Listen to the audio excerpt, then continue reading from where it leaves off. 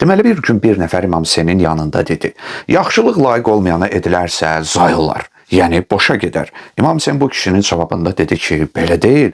Əksinə yaxşılıq leysan yağışın yağması kimidir.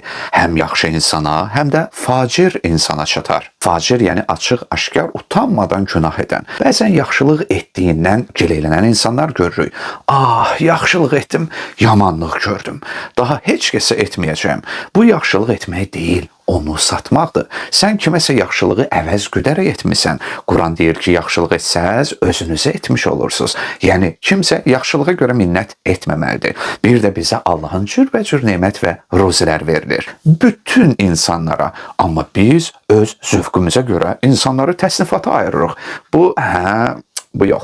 Deməli, biz bunu lazım bilirik ki, Allah da bizimlə başqası arasında fərq qoysun. Elə deyil. Çünki əminliklə deyə bilmərik ki, biz yaxşı insanıq. Allah ki, bunu təsdiq etməyib. Yaxşılıq öz dəyərini qarşı tərəfin layiqli olub olmamasından almır. Yaxşılıq dəyərini sənin əxlaqından və Allaha yaxınlıq niyyətindən alır. Yaxşılıq bəzən pis adamda da dəyişiklik yarada bilər. Onun vicdanını oyadar, peşmanlıq gətirər.